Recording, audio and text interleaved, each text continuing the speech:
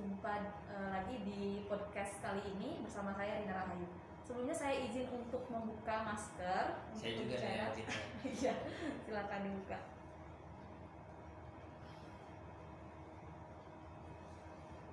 Ya, deklarasi Giring Ganesa untuk mencalonkan sebagai Presiden Indonesia di tahun 2024 sangat mengundang kontroversi, ya, baik yang kontra maupun pro. Tapi langkah tersebut harus kita apresiasi gitu, karena beliau merupakan anak muda gitu yang sangat berani untuk mencalonkan diri sebagai kepala negara ini gitu.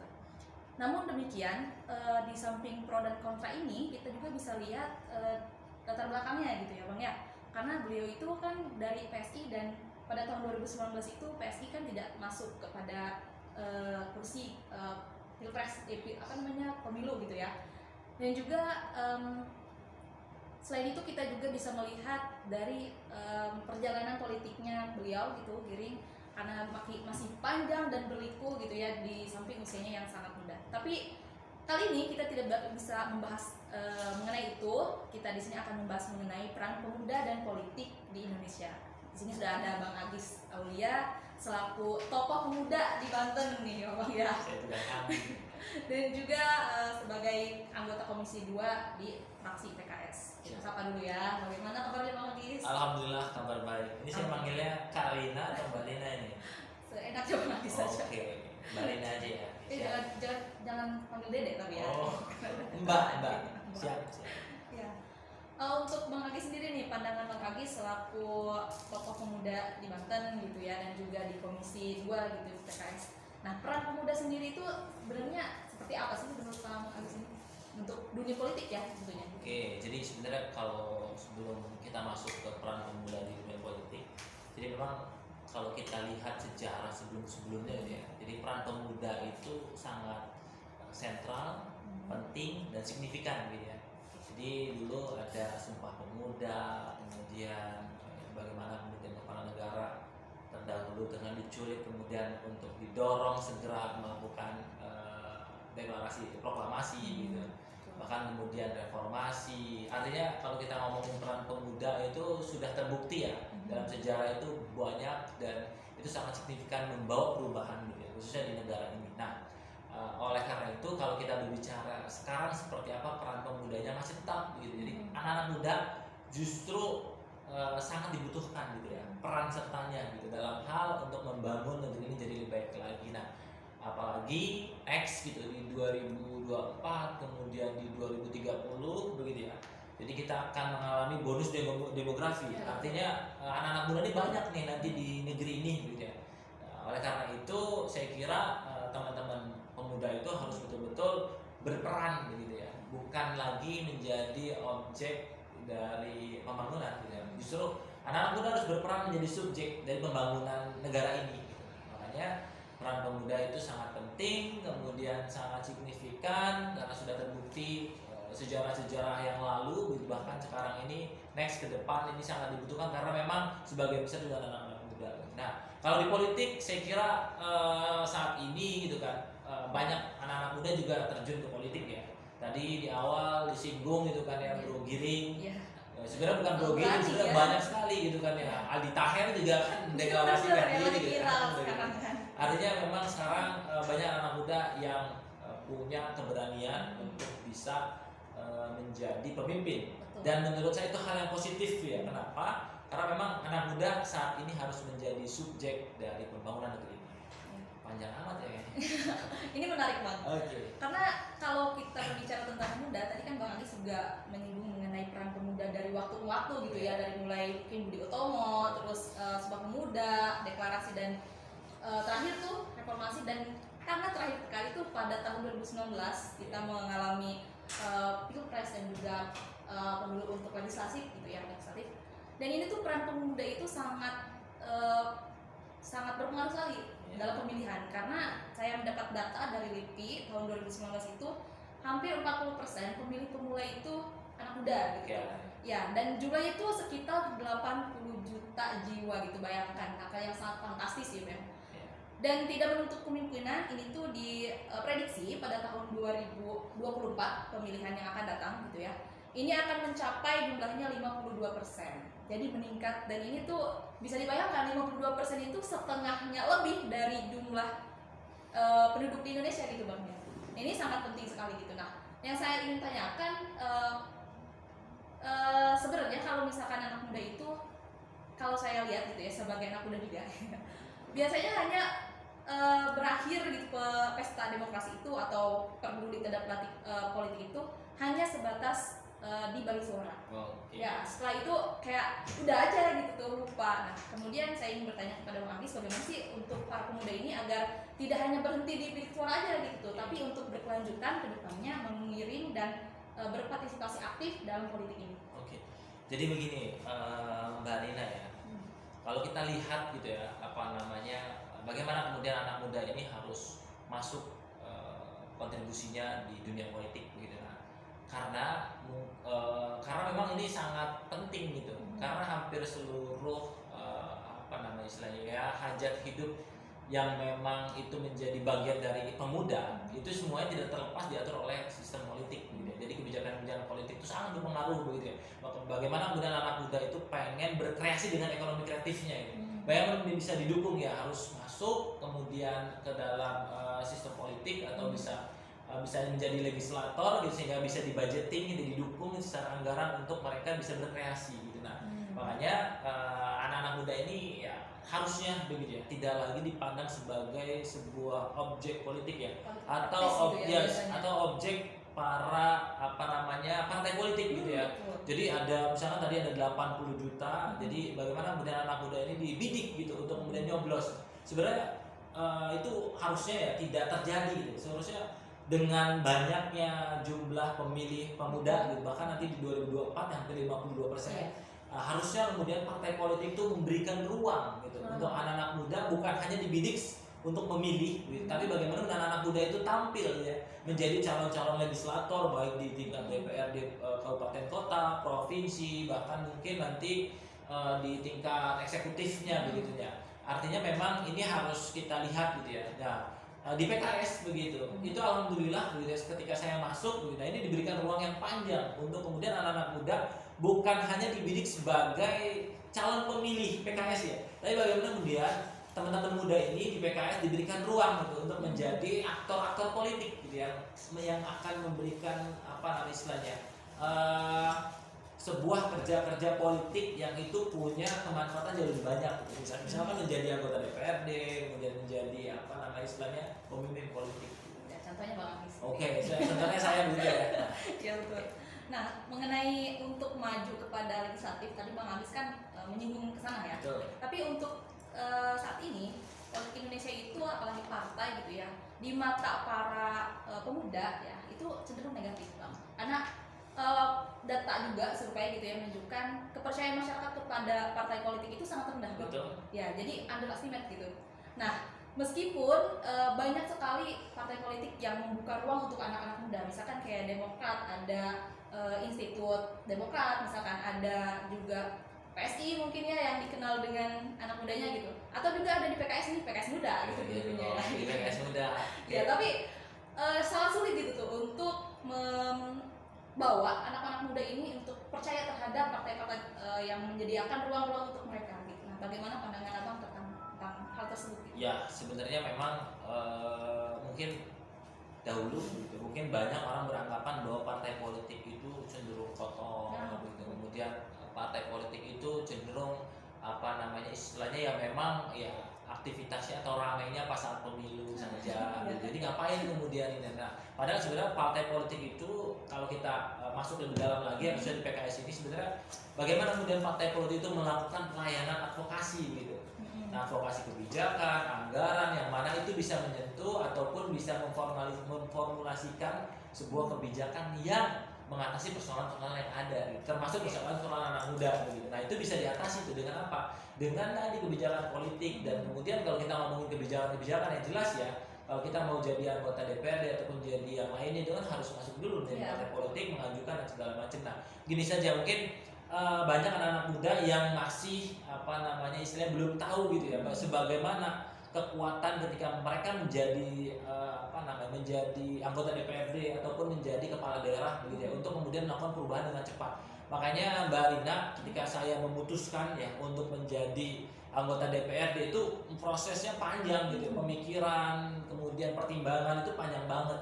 Tapi setelah kemudian saya menjalani, kan saya baru 2 tahun ya, ternyata itu luar biasa signifikan gitu perbedaan kemanfaatannya. Dulu mungkin ketika saya di Jawa Farm gitu menjadi seorang petani-peternak muda, paling banter saya bisa bantu 200 petani gitu. Jadi setelah kemudian saya masuk menjadi anggota DPRD, berapa yang saya bantu itu bisa lebih banyak gitu. Saya bisa bantu banyak, 3.000 nelayan bisa kita bantu. Kemarin kemudian UMKM hampir 10.280 kemudian dapat stimulus. Itu merupakan sebuah dorongan dari kita juga gitu kan. Ternyata saya berpikir, oh ternyata ketika kemudian kita menjadi anggota DPRD, kita banyak hal yang bisa diperbuat gitu kan ya. Makanya niat saya gitu kan, akhirnya kemudian semakin kuat gitu bahwasanya bagaimana kemudian saya menjadi anggota DPRD itu memperbesar, memperbanyak, memperkuat kemanfaatan yang sudah saya lakukan. Nah, dan itu terbukti gitu kan, saya sudah merasakan betul gitu kan, saya bisa bantu 10.000 orang UMKM melalui stimulusnya gitu kan. Saya bisa bantu nelayan gitu kan, nelayan petani, kelompok wanita tani gitu kan. Bahkan kemudian kemarin bagaimana kemudian masyarakat miskin di Kota Serang begitu mendapatkan bansos gitu, hampir 50.000 kakak loh, dan itu tidak terjadi di beberapa kabupaten kota yang lainnya, hanya di Kota Serang ya. Kalau kita berbicara terkait tentang anggaran gitu. Nah, ini menjadi catatan bahwa ternyata begitu ya. Ketika kemudian anak muda diberikan ruang gitu kan, kemudian masuk ke dalamnya, ternyata bisa lebih banyak menciptakan tadi kebermanfaatan. Apalagi kemarin kita di awal-awal saya akhirnya kemudian mendorong untuk perda pelarangan miras dan hiburan malam. Ini kan sangat signifikan untuk membantu generasi muda kita menjadi lebih baik begitu ya, untuk menjaga begitu, dan itu bisa kita lakukan. Jadi bayangkan perubahannya begitu loh, ketika saya menjadi seorang petani atau peternak muda kemudian menjadi seorang anggota DPR, ternyata banyak sekali yang bisa saya bantu, dan itu gak sedikit orang gitu. Nah, artinya apa? Ini harus menjadi informasi yang tersampaikan kepada anak-anak muda nih, bahwasanya anak-anak muda itu ketika memang dia sudah punya banyak sekali kemanfaatannya, ingin diperbanyak, ingin diperbesar, diperkuat, baik melalui kebijakan gitu ya, melalui perda kalau misalkan kapasitas di kota gitu ya, kemudian budgeting, anggaran, disupport kegiatannya untuk kemudian bisa lebih besar lagi, kemanfaatannya lebih besar lagi, bahkan kemudian beberapa aktivitas lain bisa disupport. Nah, itu harus masuk ke dalam tadi istilahnya menjadi anggota DPR. Tapi tidak harus kemudian ketika kita pengen bermanfaat kita harus menjadi anggota DPR juga, tidak harus juga gitu kan. Tapi dari pengalaman saya itu jauh lebih besar yang bisa kita berikan kemanfaatan ketika menjadi anggota DPRD begitu kan. Itu Pak. Jadi saya kira ini informasi yang penting untuk anak muda ketika memang dia ingin memperbesar, memperkuat, memperbanyak kemanfaatan yang ingin dia ciptakan. Dan anak-anak muda sekarang kan jelas ya nafsu banget tuh kalau pengen bermanfaat, pengen berguna begitu kan. Nah, saya kira ini menjadi ruang yang harus dimasuki oleh anak muda. Dan saya membayangkan ketika nanti next gitu ya, kelak di 2024 banyak anak muda begitu kan ya yang kemudian masuk ke dalam menjadi anggota DPRD gitu. Saya kira nanti bisa semakin dinamis, kemudian bisa semakin cepat begitu kan gitu. Ya, menarik ya. Karena seperti Bang Agis tadi bilang ya, anak muda itu sangat energi gitu kan. Ide sangat banyak, ide-idenya sangat kreatif gitu ya dibandingkan dengan generasi dari sebelumnya gitu. Apalagi zaman sekarang itu mungkin kita itu sangat dipengaruhi dengan teknologi gitu ya. Namun ada permasalahan lagi nih Bang. Biasanya anak-anak muda itu lebih tertarik kepada dunia-dunia digital dibanding dengan dunia-dunia politik langsung terjun gitu Bang. Karena mereka berpikir bahwa saya di dunia digital juga bisa berpolitik, misalkan dengan menyuarakan di pamflet, mungkin di IG gitu ya, atau mungkin di YouTube gitu tuh. Banyak juga kan channel-channel YouTube yang membahas tentang perpolitikan seperti itu.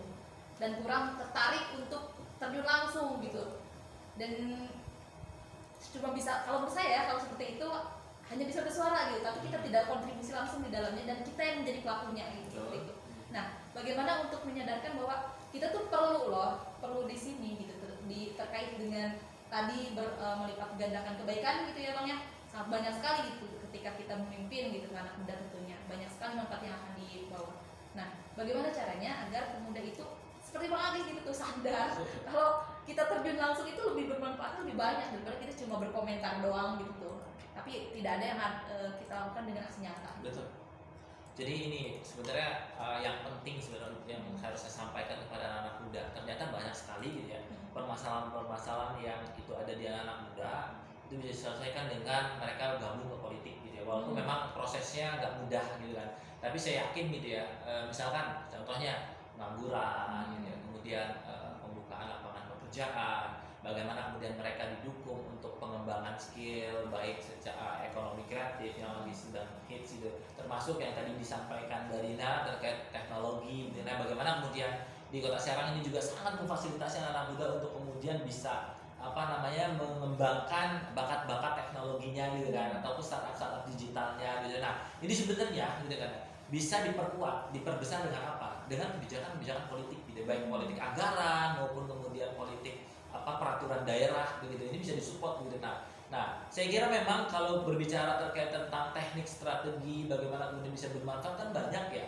Artinya begini, tadi sudah disampaikan, oke, dengan Instagram, mereka dengan Facebook, mereka bisa menyampaikan gitu ya, dengan video-videonya, menyampaikan kritik, menyampaikan masukan, ide segala macam. Tapi bedanya gitu ya, itu cuma hanya sampai ibaratnya sampai ya nggak ya mungkin sampai penyampaian aja, masyarakat tahu bahwasannya oh ini, dan mereka memang berkontribusi gitu ya. Tapi ketika memang ini bisa betul-betul menjadi sebuah kebijakan gitu ya, didukung dengan anggaran, ini jauh lebih besar lagi. Nah, makanya kemudian harus ya harus berkolaborasi lah, nggak mesti harus jadi anggota DPR, berkolaborasi dengan anggota DPRD yang memang dia sebagai sebagai perwakilan untuk tadi proses-proses bagaimana kemudian anggaran itu disahkan, bagaimana kemudian perda itu disahkan yang bisa diarahkan untuk mendukung potensi peluang yang anak-anak muda sekarang miliki gitu kan. Nah, makanya alhamdulillah beberapa hampir setahun ini kita lagi proses untuk bagaimana kemudian peraturan daerah ekonomi kreatif ini kita support gitu. Bagaimana kemudian anggaran-anggaran yang ada itu bisa memfasilitasi anak-anak muda terkait tentang teknologi digital dan segala macamnya. Nah, ini aspirasi gitu. Nah, makanya bedanya mungkin begini. Kalau mungkin anak muda yang di luar gitu, tidak di DPRD, mereka bisa mengaspirasikan gitu ya, bisa memberikan masukan dan segala macam. Tapi kalau anak mudanya ada di situ, diduduk gitu ya, kemudian pada saat pengesahan itu mereka bisa menjadi aktor untuk memutuskan gitu. Nah, saya membayangkan kalau misalkan nanti banyak anak muda tuh yang duduk menjadi anggota DPR itu kan tinggal karena mungkin sudah sama. Dan memang gini, yang penting sebenarnya dari anak muda adalah ingat bonus demografi ini begitu kan harus difahami menjadi sebuah peluang begitu ya, peluang yang sangat penting untuk pembangunan Indonesia ke depan begitu. Nah, saya membayangkan ketika karena memang ini dominasi adalah anak muda, artinya apa? Harusnya kebijakan, kemudian baik anggaran maupun peraturan daerah ataupun lainnya harus mengarah ke arah sana. Bagaimana potensi-potensi ini bisa dioptimalkan? Nah, saya membayangkan kalau anak mudanya nggak di situ, nggak duduk menjadi anggota DPRD kan, ya paling bisa menyampaikan aspirasi yang kadang itu mungkin ya bisa jadi gitu kan, dia sampaikan aspirasi masuk telinga kanan, masuk telinga kiri. Jadi bayangkan kalau mereka duduk, kemudian mereka bisa ikut serta dalam memutuskan beberapa kebijakan-kebijakan kita. Ini penting. Nah, tapi makanya anak-anak muda sekarang ini saya kira begitu ya, ya tidak harus kemudian menjadi anggota DPRD juga begitu ya. Tapi kemudian minimal ada komunikasi, kolaborasi dengan teman-teman pemerintah daerah, baik wali kota ataupun dinas-dinas terkait maupun ke anggota DPRD dalam hal anggaran, kemudian peraturan daerah yang mendukung bagaimana terciptanya iklim digital itu kan bisa kan kita support dengan peraturan-peraturan yang memang mendukung ke arah sana. Nah, ini penting untuk dilakukan. Makanya kemudian anak-anak muda saat ini saya kira harus menjadi subjek politik, bukan objek politik. Ini kata kuncinya sebenarnya. Kalau partai politik kalau masih melihat anak muda itu sebagai mangsa itu maksudnya bagaimana kita masuk anak muda supaya anak muda nyoblos begitu. Ya, betul. Nah, kalau pemikiran seperti itu, saya kira nanti anak muda juga akan berpikir ulang gitu untuk kemudian bisa terlibat langsung pada politik. Tapi ketika kemudian partai politik itu memikirkan anak muda sebagai subjek politik, sebagai aktor politik gitu, sebagai calon-calon pemimpin masa depan gitu, calon-calon anggota legislatur, calon-calon wali kota atau calon-calon jabatan strategis. Saya kira ini menjadi satu alasan bagaimana benar anak muda mau masuk ke dalam dunia politik, dan ini saya kira sangat penting. Dan saya lihat luar biasa begitu banyak anak muda yang punya talenta, punya pengalaman, portofolio, yang kemudian ini bagaimana semuanya bisa teroptimalkan dan paling penting terfasilitasi baik secara anggaran dan segala macam, dan mereka harus masuk ke situ. Ya, artinya berarti anak muda ini harus ada kesadaran dalam dirinya bahwa penting sekali meskipun tidak bergabung dengan anggota politik, dengan partai politik langsung gitu ya. Ada kesadaran bahwa ini tuh tugas bersama, ini tanggung jawab bersama, harus mengapresiasikan juga gitu apa yang ingin disampaikan gitu kepada legislator yang ada di daerahnya masing-masing, seperti itu ya Bang ya. Nah, untuk Bang Agis sendiri, Bang Agis kan termasuk kayak anak muda gitu ya di parlemen. Apa sih kesannya dan kesulitannya mungkin? Ini menarik begitu ya. Bisa memicu anak muda gitu untuk saya kira memang Bang Agis dalam menghadapi situasi hal yang baru bagi saya itu memang tidak mudah gitu untuk menyesuaikan apa yang menjadi idealisme saya.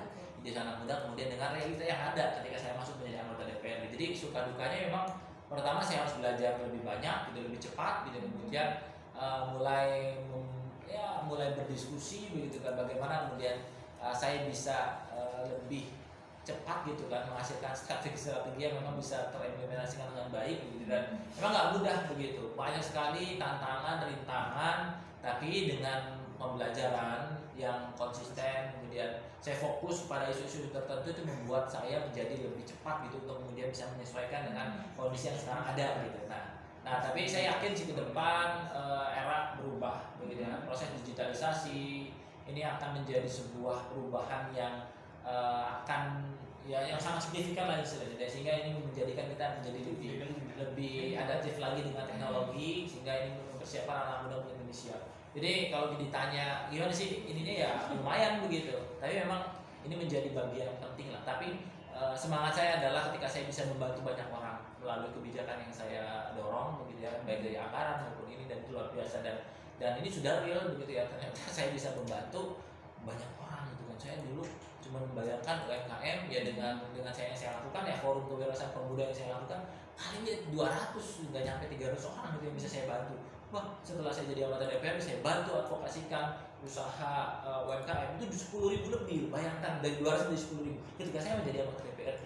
Fantastik ya Bang ya. Makanya ini menjadi penyemangat saya, makanya kenapa saya walaupun tantangannya berat, saya terus belajar, konsisten, fokus, disiplin gitu kan. Sehingga karena memang manfaatnya jelas itu, banyak yang bisa dirasakan. Nah ini menjadi semangat saya. Makanya kalau ditanya sih kenapa saya bisa istilahnya terus fokus kemudian konsisten, karena big why saya sudah ketemu bahwa saya dengan menjadi anggota DPRD ternyata saya bisa memberikan banyak manfaat yang signifikan gitu, dibandingkan kemudian saya menjadi seorang petani peternak gitu yang bisa membantu beberapa orang.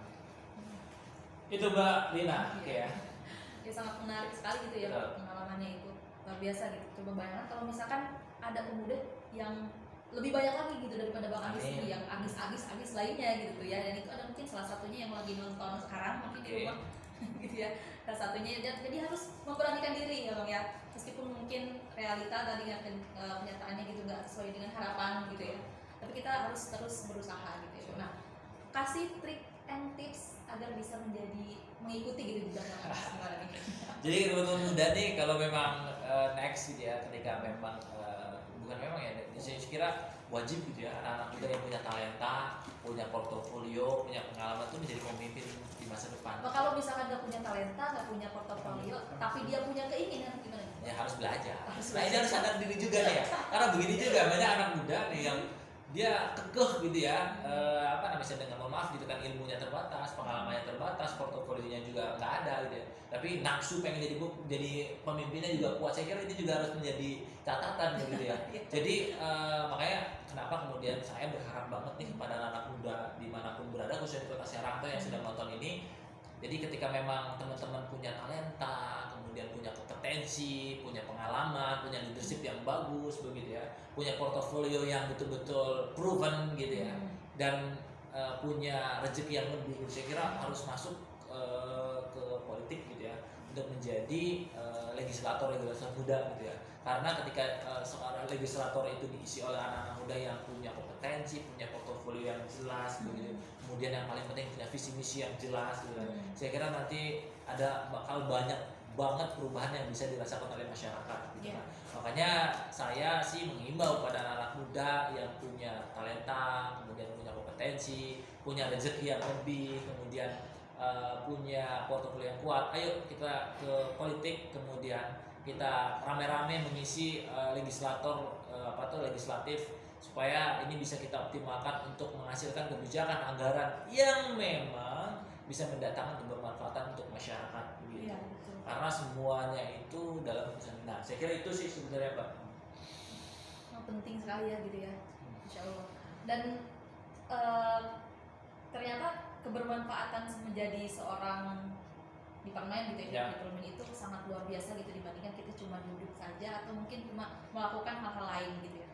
Sebenarnya lebih penting sih untuk kita juga mengasah kemampuan kita di bidang yang kita sukai gitu ya. Tapi tidak lebih penting lagi kita belajar dengan politik, membuka diri gitu ya. Mungkin selama ini banyak yang apatis gitu, apa sih politik kayak kotor gitu, kayak gimana gitu ya. Tapi itu adalah oknum ya, sebenarnya ilmunya itu enggak semuanya. Iya, nggak semuanya, ilmunya itu tetap pure politik gitu, tapi cuma oknum-oknumnya saja. Ini gitu. pengalaman saya ya menjadi anggota DPRD ya. Jadi ini juga informasi kepada teman-teman semua. Ketika memang benar nggak sih di DPRD ada semacam istilahnya kong kali kong ataupun beberapa itu ada, tapi oknum ya. Saya harus sampaikan oknum. Jadi memang beberapa praktik-praktik kotor itu atau praktik-praktik yang tidak sebagaimana mestinya begitu itu ada memang di dalam politik itu kan, dalam ini juga banyak begitu. Nah, tapi itu oknum, saya kira oknum. Jadi bukan kemudian dicap seluruh anggota DPRD-nya istilahnya kotor semua. Tidak semuanya. Banyak teman-teman saya juga gitu yang lainnya itu betul-betul konsisten dia mengadvokasikan aspirasi, bagaimana kemudian dia memikirkan untuk menciptakan sebuah kota Serang yang lebih baik lagi, itu ada gitu. Tapi ada juga yang memang di luar dari itu gitu ya, orientasinya proyek dan segala macam itu ada, tapi oknum sekali lagi teman-teman semua. Nah, makanya kita tidak bisa memukul rata tuh bahwa semuanya kotor, semuanya main proyek dan segala macamnya, enggak semuanya gitu. Tapi insya Allah banyak orang-orang baik lah ya, yang kemudian fokus bagaimana mendatangkan kebermanfaatan untuk masyarakat. Ya, kalau misalkan kita berbicara tentang anak muda, pastinya tentang idealisme yang dibawa oleh anak muda tersebut. Nah, ketika masuk kepada pemerintahan gitu ya, atau parlemen gitu, biasanya idealisme itu jadi luntur gitu. Gimana tuh Bang? Ya, kalau saya sebenarnya begini, memang ini tantangan sebenarnya. Banyak juga yang kemudian ini pandangan juga di masyarakat ketika masuk ke dunia politik, sebersih apapun akan tercemar dan segala macam. Ya memang ada benarnya begitu kan ya, tapi tidak semuanya benar gitu.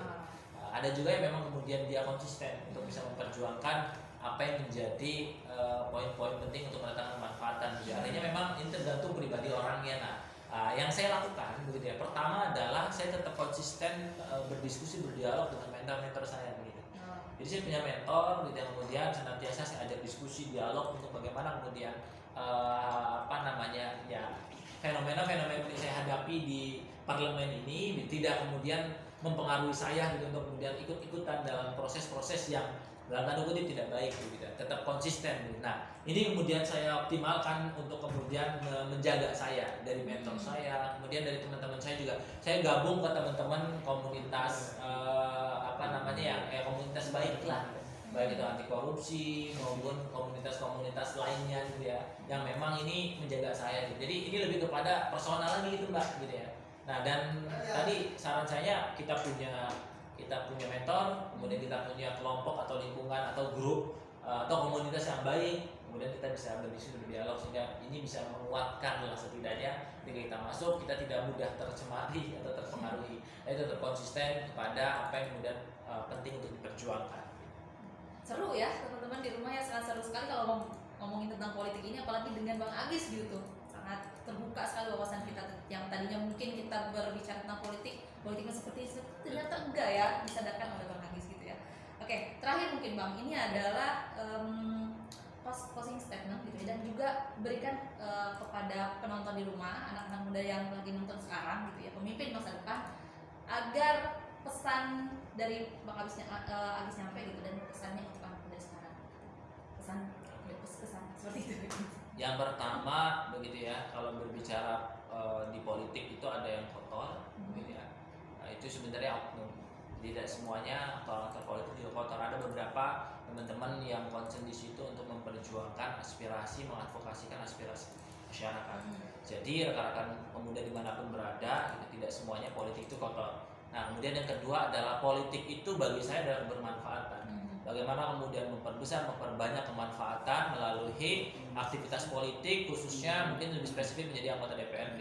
Tadi saya sudah cerita panjang lebar bagaimana kemudian saya bisa membantu UMKM hampir 10.000, membantu nelayan ya kurang lebih hampir 3.000-an, membantu masyarakat miskin di Kota Serang untuk mendapatkan bansos sampai 50.000 kakak gitu kan ya. Nah, itu melalui aktivitas politik saya gitu. Melalui aktivitas atau peran saya sebagai anggota DPRD, baik itu budgeting dan maupun di peraturan daerah begitu. Nah, saya kira makanya politik ternyata bisa memberikan kebermanfaatan yang jauh lebih besar. Makanya semangatnya adalah bagaimana memperkuat, memperbesar, memperluas kebermanfaatan dengan masuk ke dunia politik gitu kan. Nah, itu ya. Nah, kemudian selanjutnya rekan-rekan anak muda dimanapun berada, ketika teman-teman semua ini punya portofolio yang kuat, punya kompetensi yang kuat, kemudian punya pengalaman, leadership, nah punya rezeki yang lebih begitu. Saya kira harus terlibat dalam aktivitas politik gitu ya. Kenapa? Karena memang semua aktivitas-aktivitas kita tidak terlepas dari aktivitas politik begitu. Nah, seberapa besar teman-teman berkuar-kuar melakukan kampanye, melawan segala macam, tapi kalau misalkan teman-teman itu bukan sebagai pemangku atau pemutus kebijakan, itu hanya sampai kalau misalkan mau masuk ke rumah gitu, sampai di pintu doang gitu, tapi tidak bisa masuk. Nah, tapi kemudian kalau masuk menjadi aktor-aktor di mana pemutus kebijakan, itu bisa lebih firm gitu ya, lebih kuat gitu untuk bisa memberikan kemanfaatan. Nah, saya kira ini harus diisi orang-orang yang punya kompetensi, pengalaman, rezeki yang lebih. Supaya apa? Supaya kebijakan-kebijakan, anggaran-anggaran yang dianggarkan itu betul-betul bisa dioptimalkan untuk siapa? Untuk kesejahteraan masyarakat. Dan ini memanggil gitu. Makanya di DPRD bagi saya sangat senang nanti kemudian saya banyak menemukan teman-teman yang punya portofolio, yang punya